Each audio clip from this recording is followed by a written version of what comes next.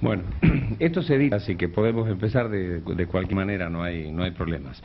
La primera cuestión, todo el mundo lo conoce por Silo, pero ¿cuál es su nombre y sus títulos, digamos, sus antecedentes? Mi nombre es Mario Rodríguez, nací en Mendoza, tengo 60 años, unos 79 de estatura y la presencia que se puede ver acá, ninguna cosa particular.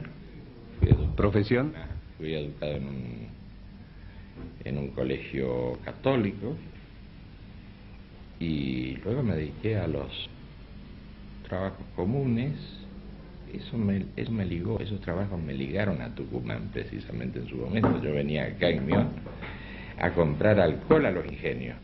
Hice muchas incursiones acá hace mucho tiempo llevando alcohol luego se fraccionaba en dos, alcohol para farmacia y para hospitales. Así que ese tipo de actividad ligada a Tucumán era a mí muy interesante, un lindo recuerdo. Y luego otras actividades, ¿no es cierto? Alguna fábrica de aceitunas negras en aceite, alguna cuestión ligada a los viñedos. Y bueno, también se fueron arruinando con la crisis económica que fue sufriendo la provincia de Mendoza. Así que esas han sido mis actividades. Otra actividad que me ha ligado a Tucumán, así como me ligó el tema del alcohol en su momento, fue la publicación de algunas de mis obras. Acá en 1991, también llegué a Tucumán a firmar en algunas librerías, en algunos lugares, algunas producciones mías. Yo conozco el nombre Silo. Pocas veces en realidad tan lindo lugar, ¿no? El nombre Silo lo conozco aproximadamente de hace 25 años. La pregunta es cómo nace y cómo crece su preocupación por los temas sociales, que es lo que desemboca en lo que usted da después como todo un cuerpo de ideas. Sí. En realidad es producto, ese pensamiento inicial, germinal, en germen, es producto de la situación de crisis que ya estaba viviendo el país, que estaba viviendo América Latina y que se veía deslizar por todo el mundo.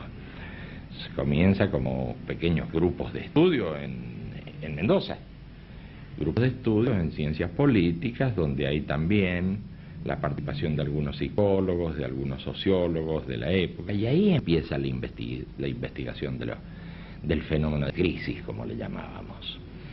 Es gente de distinta acción política e ideológica, pero gente que empieza a tolerarse, no obstante las diferencias, cosa que no sucedía en otros ámbitos. Las diferencias ideológicas ponían también una barrera de intolerancia muy grande. La característica de nuestros primeros grupos de estudio fue la tolerancia entre gentes de distinta extracción que veían el mismo problema y lo investigaban desde su distinto punto de vista. Así comienzan los grupos allá por la década del 60. Época nefasta donde la dictadura militar luego se enseñorea en el 66 y donde se nos persigue cuando tratamos de exponer nuestro pensamiento y sobre todo las conclusiones a las que habíamos llegado con esos grupos de estudio. Eran conclusiones muy primarias, pero de todos modos aspirábamos a poderlas comunicar. Bueno, eso no fue posible y ahí empezaron los picotazos y los verdaderos problemas, en el momento en que quisimos exponer nuestro pensamiento. ¿Se puede decir que el origen del movimiento humanista está allí, en los años 60, 70? Sí, claro, efectivamente, ahí está. Luego con la persecución, todo aquello, incluso con los encarcelados y los deportados del país, la gente fue a distintos países, particularmente fue a Europa, y particularmente en Europa fue a España y a Italia por la ligazón cultural que existe, porque bueno, muchos eran descendientes de españoles o de italianos, en fin, había una gran proximidad. Pero la diferencia con otros exiliados, en general, puede haber otros casos, y los exiliados que nosotros tuvimos, es que al llegar a otros países, a esa situación tan triste de desarraigo, de desconexión, bueno, los que han sido exiliados saben de qué estoy hablando, al llegar a esa situación tan triste, no se enguetaron, por así decir, no se limitaron a estar entre ellos recordando su lugar de origen, sino que rápidamente comenzaron a desarrollar los mismos trabajos que estaban haciendo en su patria de origen. Eso fue muy importante desde el punto de vista de la salud personal de estos exiliados, y también fue muy importante porque se echaron las bases del desarrollo del humanismo como movimiento internacional. Al llegar a esos puntos y ponerse a realizar actividades similares a las que se hacían en su lugar de origen, el movimiento se desarrolló. Usted siempre fue no querido, casi casual, pero se desarrolló enormemente gracias a eso. Usted siempre fue referente del movimiento en base a la constitución de un cuerpo de ideas que habría que resumir quizás en 3 o 4, si esto es posible, dieron origen, digamos, a lo que después es un proyecto político. Sí, claro, sí. Sí, en gran medida he sido el referente, que hoy suscita una cierta confusión entre mucha gente. Se piensa que el hecho de haber sido o ser referente ideológico en términos generales es lo mismo que ser referente político, y no lo es. Lo que pasa es que en Argentina no hay mucha tradición en esto, en otros países sí lo hay, en Europa hay mucha tradición, en donde los llamados ideólogos o los llamados filósofos políticos o pensadores políticos y demás no son confundidos con el político práctico, no son confundidos. En cambio acá eso es un poco inusual, el hecho de que gente que piensa los planteos generales del partido o de un movimiento automáticamente es asociada con el político práctico que lleva luego a la práctica esas cuestiones y las lleva adelante. No, no es así. Y entonces acá existe esa confusión y la gente como que parece desorientarse un poco al ver que alguien pueda pensar la cosa política y sean otros, las gentes prácticas, las gentes que saben, las gentes del oficio, las que llevan adelante la cosa. El humanismo tiene esa característica que no se ve en otros partidos. El Partido Humanista tiene esa cosa como ideológica, ese armado de ideas, y por supuesto tiene su explicitación práctica y sus organismos y sus candidatos y bueno, y la gente que pone en marcha el partido. ¿Cómo puede resumir usted en pocas ideas o pocos puntos el cuerpo central de esas ideas? Podríamos hablar, no sé si del humanismo a escala de movimiento mundial o si en la situación particular que le toca vivir al humanismo en Argentina. Los principios filosóficos que inspiran tanto uno como otro caso. Bueno, por lo pronto, el ser humano es un ser social, como muchos conocemos, que depende de la situación histórica, que se ve compelido a actuar políticamente, le guste o no le guste, no lo puede eludir. Y se encuentra con que él nace en una situación que ya está armada, donde los caballos no están alineados todos en la misma línea, sino que unos han largado antes que otros.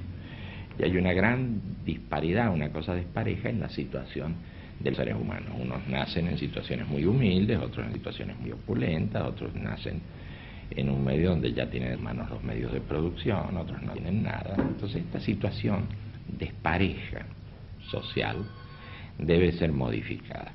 Se dice que en la democracia, en las democracias formales en general, se dice que todo el mundo tiene los mismos derechos y las mismas obligaciones. Eso es una formalidad, porque en la práctica no tienen todas las mismas oportunidades. El humanismo enfatiza en que las oportunidades sean iguales para todos, y no le dice mucho eso de que tengan los mismos derechos y las mismas obligaciones. Pero si las oportunidades son distintas, bien terminan siendo distintos los derechos y las obligaciones. Esa es una idea muy importante para el humanismo. Las oportunidades no son iguales.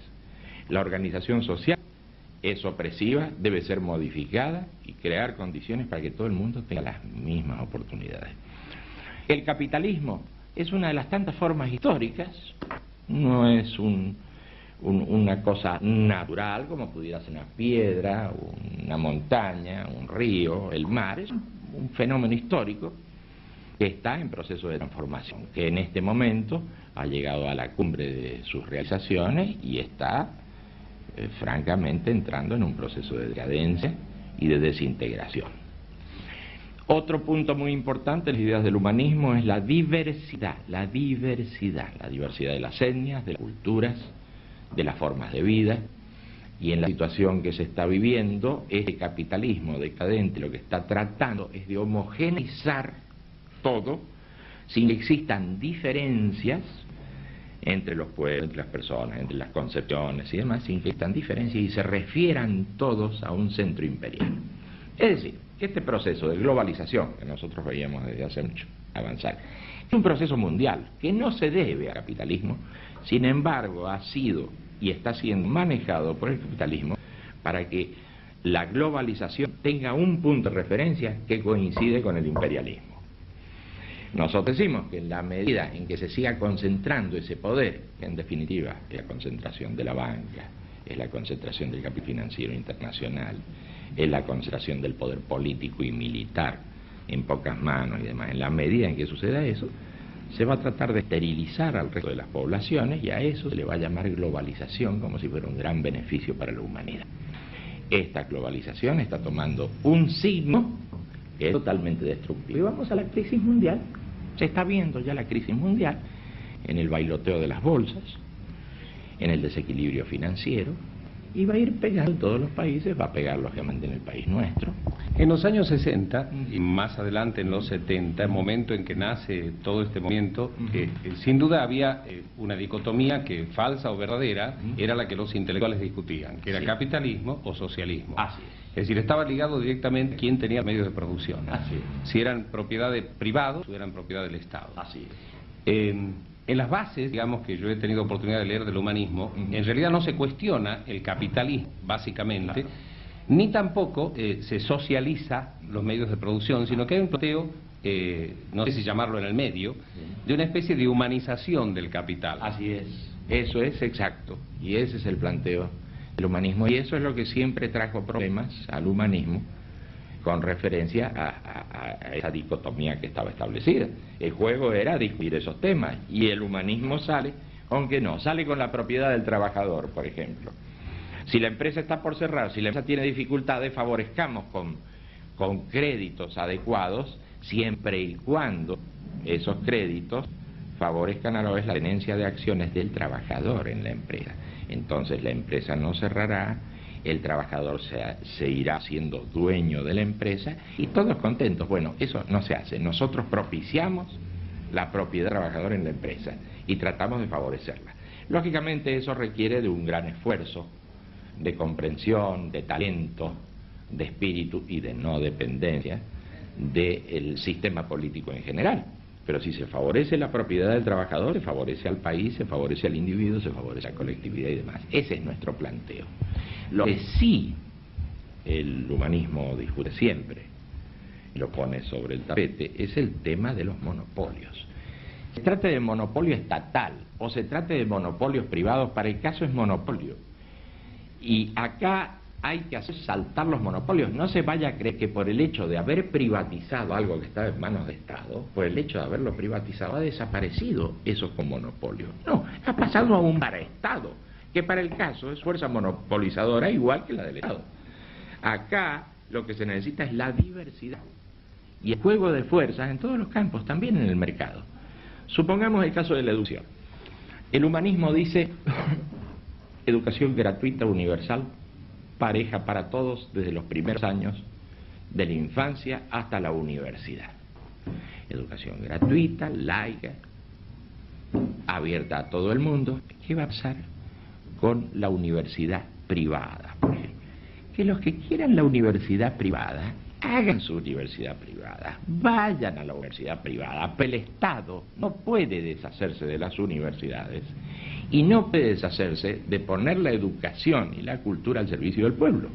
Así que, hablemos de la medicina. Si algunos quieren tener sus hermosos hospitales carísimos y cobrarse entre ellos los que les guste, que lo hagan. Pero el Estado tiene la obligación de manejar la salud al servicio de la población y hacerla llegar a todos los puntos. ¿Por qué motivo habría de existir una escuelita rural? ¿Por qué motivo habría de existir un dispensario público de salud si no es negocio? Los privatistas, por ejemplo, no tendrían por qué poner una escuelita muy equipada donde hay 20 alumnos. Tampoco tendrían por qué poner un dispensario de salud porque no reditúa. Para ellos tanto la salud como la educación es un negocio más. ¿No hubo en algún momento, no sé si en Argentina está claro que no, pero en algún momento, en algunos lugares del mundo, la socialdemocracia no planteaba en la práctica algo similar? Lo planteaba en Europa, pero y particularmente en Suecia. Pero los intereses de las grandes compañías y demás fueron debilitando las posturas. Esa es la verdad. Así que sí, hoy está siendo desmontado toda la estructura social que tenían. Absolutamente, absolutamente. La socialdemocracia, particularmente en Suecia, tendió a un esquema parecido a este. Y era un avance importante. Hoy, ¿qué siendo la socialdemocracia? Bueno, se alterna con los conservadores en el poder, pero sigue el mismo esquema y el mismo modelo. Esto va a ser una catástrofe. ¿Cómo va?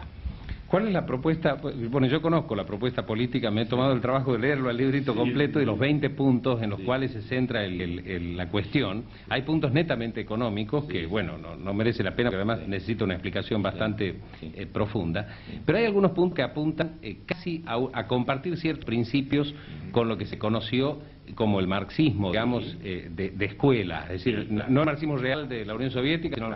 Por ejemplo, esto de la propiedad de los trabajadores o el análisis de la sociedad en clases, que lo hace, algunos otros puntos relacionados con el papel del Estado y la función que debe cumplir, digamos, algunos puntos de fondo del que inspira una posición generalizada que parecen tomados del marxismo casi de forma directa. Sí, en realidad es producto del acervo cultural de Occidente, no nos engañemos. También el marxismo nace en un contexto donde ya existían muchas formas de socialismo. Incluso los llamados en su momento socialismos utópicos, tenían mucha fuerza, mucha potencia y hacían muchos planteos. Todos esos planteos pasaron al marxismo y también han pasado a nosotros. Nosotros no caemos de Júpiter, sino que estamos dentro de esa tradición que va pasando a través de distintas etapas y que llega hasta nosotros. ¿Cómo no va a llegar? Muchos planteos propios del marxismo, muchos planteos del socialismo utópico. Claro que sí, y no hay ningún problema en reconocer. Esto es así. En una época en que la globalización, entre comillas, ha traído el deseo por las ideologías y el discurso del final de las ideologías y sobre todo se habla del fin de la historia, es decir, como si fuera el fin de la lucha de clases, ¿no es cierto? Porque a eso hace referencia al principio de Carlos Marx. Y por otro lado, se plantea como si fuera que esto ya es para siempre una forma idílica de vivir, la globalización. Claro, que en algún momento la riqueza se ha de derramar sobre el conjunto de la sociedad y que todos vamos a vivir opulentamente y no como hoy estamos comiendo en la sobra del almuerzo de los ricos, porque realmente de esto se trata. Ese es el planteo. ¿Recupera el marxismo la idea de utopía realmente como algo necesario para el progreso de la humanidad? Es decir, aquello que decía Althusser, ¿no es cierto?, de que seamos realistas y hacemos lo imposible. Exacto, y que eran una de las proclamas del 68, recordará, en Europa, particularmente París, en la metropolitana de Roma, etcétera. Bueno, lo que usted está planteando, digamos, como posibilidad, como proyecto, suena utópico hoy día. Sí, suena a utópico, pero nosotros rescatamos lo utópico porque en la utopía están los gérmenes de lo que luego se verifica en la realidad. Incluso algunas variantes del marxismo cometieron un cierto error al despreciar en su momento a las utopías. Consideraban que todo lo que no era marxismo, el tipo de marxismo que ellos tenían, pues el marxismo es una cosa mucho más amplia. Claro, encontraban que ese tipo de marxismo era único y que todo lo demás era utópico. Así se hablaba de socialismo utópico, de socialismo irreal, de que eran inventos de algunas cabezas, entonces no se hizo mucho bien al proceso con eso de despreciar ese fuerte impulso de las utopías, pero eso ha vuelto a su nivel adecuado y hoy se está considerando más seriamente este fuerte impulso de las utopías, antiguas o nuevas utopías, pero una cosa muy importante a tener en cuenta y a sacar a flote. Ha cambiado eso, pero en su momento hubo una cierta tendencia, como hoy tiene el neoliberalismo, a despreciar todo lo que no es neoliberalismo como si fuera utópico. Eso se ha enmendado hoy. Pero bueno, si usted tuviera que decir que el agente de cambio, digamos, ¿cuál de los dos es el agente de cambio? La discusión histórica, creo, a través de los siglos y con distintas vías. ¿Es la sociedad la que cambia al hombre o es el hombre el que cambia la sociedad? ¿Qué está primero? Yo no creo que se pueda plantear en términos de causa y efecto. Hoy ha cambiado mucho nuestra visión sobre la naturaleza, sobre la historia, sobre las leyes que rigen las relaciones de los hombres con las cosas, y estamos más en condiciones de hablar de una interacción, como se diría en informática, de un rulo, de una iteración de factores donde individuo y sociedad e individuo se implican mutuamente. Entonces, esto que estoy diciendo parece una salida tangencial a la pregunta, ¿Es la sociedad o es el individuo? No es ninguna idea tangencial el hecho de decir que no hay individuo sin sociedad y no hay sociedad sin individuo, y debemos poner esa realidad sobre el tapete y hablar no solo de la sociedad sino también del individuo. No es una salida tangencial la mía para eludir el tema de qué es más importante. No, probablemente la pregunta está mal planteada. No. Es decir, históricamente no refiero a que la hayas hecho mal yo, sino que los intelectuales han planteado siempre la discusión en estos términos. Una dicotomía. Y nos parece que no es el caso. Importa la sociedad, absolutamente, vivimos en sociedad, no podemos prescindir de ella. Importa el individuo. Sí, cuando se levanta se mira al espejo y dice, ¿qué voy a hacer de mi vida? ¿Vale la pena seguir viviendo? ¿Vale la pena transformar el mundo? ¿Vale la pena transformarme a mí mismo?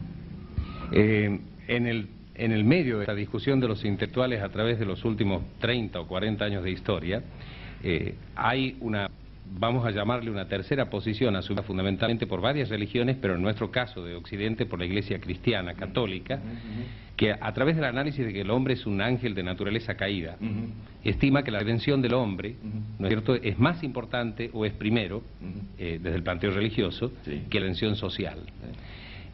La pregunta es si el hombre es un ángel de naturaleza caída o es realmente que nace caído y se transforma en un ángel por su actividad social. Para Rousseau, el pensamiento es que en realidad el buen salvaje tiene buen corazón y necesita crear un tipo de contrato, de relación entre los otros seres humanos para irse liberando. No es un ángel caído. Para la religión cristiana, en el fondo, es un ángel caído que necesita la redención del Espíritu Divino a través de los dones del Espíritu Santo, a través de, en fin, una cantidad de... Y para los humanistas, el planteo no es tanto de redención ni de caída. El planteo es que el ser humano nace en situación, nace en el mundo, es arrojado de pronto al mundo, en ese mundo se encuentra lleno de condiciones opresivas, su primer modo de expresión es el llanto, es el dolor, y su esfuerzo a lo largo del tiempo es por superar el dolor y el sufrimiento. El motor de la historia para los humanistas es la superación del dolor y el sufrimiento. Ese dolor y sufrimiento que comienza con las desigualdades sociales, con la opresión física, mental del ser humano, y que bueno, sigue trabajando y es el que ha dado en definitiva la superación del dolor y el sufrimiento, la búsqueda de la superación de ese dolor, es el que ha dado lugar a la civilización, al crecimiento del ser humano. Y es todavía con lo que seguimos luchando y vamos a seguir luchando contra esas desigualdades, contra ese dolor y ese sufrimiento. Y vamos a seguir progresando. Bueno, la historia siempre se hizo para adelante. Hasta ahora no se conoció una época en que fuera para atrás. Nunca, por más que algunos piensen que se ha terminado esto. Claro, a ellos les convendría que se acabara la historia. Yo me quedé con el pozo, no se hable más, acá se levanta la sesión. Gracias. Gracias a usted.